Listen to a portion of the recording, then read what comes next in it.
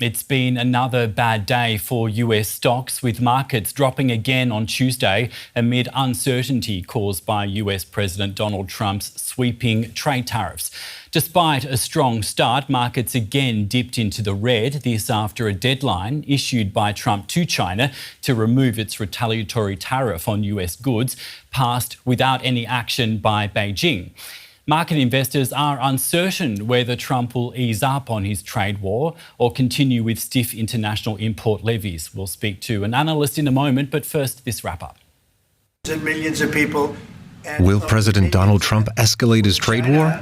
As you know, against that was the question on everyone's mind as his deadline for China to drop its retaliatory tariffs against the United States passed. Beijing slapped U.S. imports with a 34% tariff after Washington imposed a 54% levy against Chinese goods. So far, China isn't backing down. And neither is the United States. Great. Good afternoon, everybody. Countries like China, who have chosen to retaliate and try to double down on their mistreatment of American workers, are making a mistake. President Trump has a spine of steel, and he will not break, and America will not break under his leadership.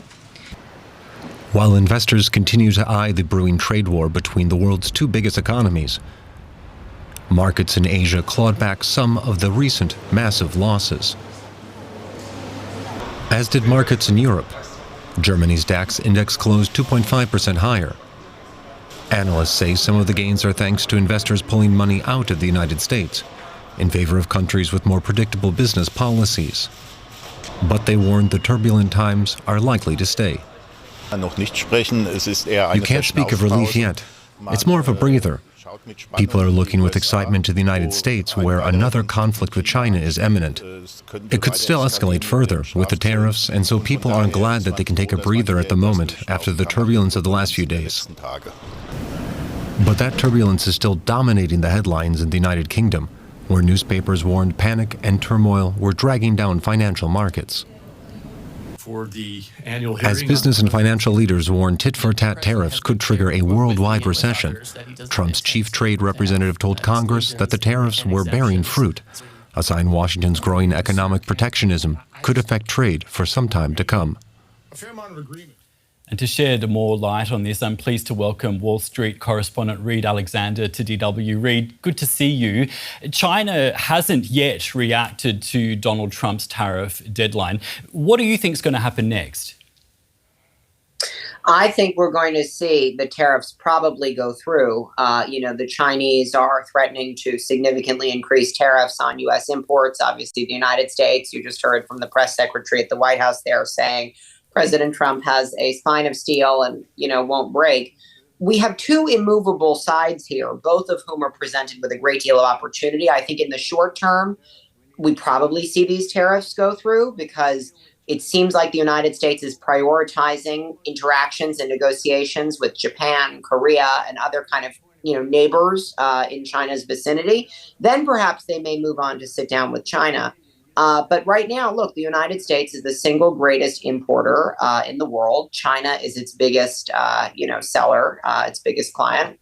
U.S. is the biggest customer of the Chinese market. So these economies are inexorably linked. And I think in the short term, we continue to see a lot of market volatility like we've been seeing.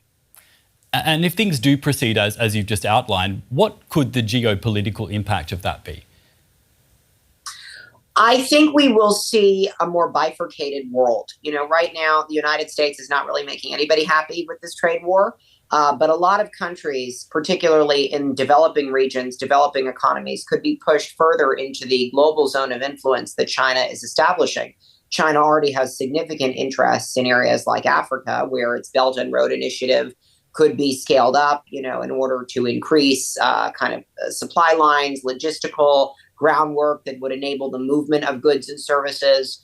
It can build a new customer base to be shipping goods and services to other places if the United States isn't willing to buy. So I think, if anything, this just foments deeper tensions. It also presents yet more challenges, of course, with Europe. The United States, this administration has made clear that it believes that European counterparts are really not paying what they should be paying into security alliances and treaties, etc.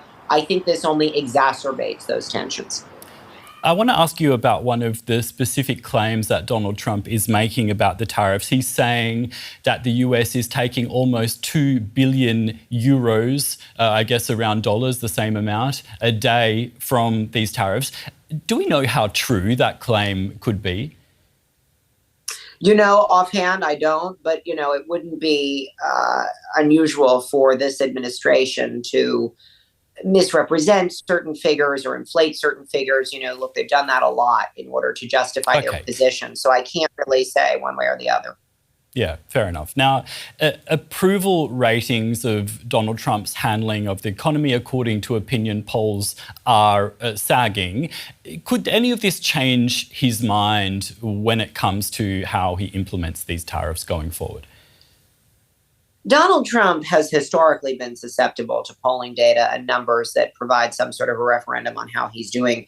But so long as he is maintaining support from his political base on the, American right, the GOP, I don't really see him backing down from this. What's more, he's walked himself into a position where it's going to be very difficult to back away from this, regardless of what the polling data says, because if the end game here is to extract concessions from those countries that are facing some of the steepest tariffs, well, then, of course, it would be folly for any negotiator to announce to the world, well, we may walk this back, or it may not be here to stay, or we're just using this for some sort of political gamesmanship. He has to continue to project bravado, even in the face of sagging poll numbers and, loss of support from some elements of his own party.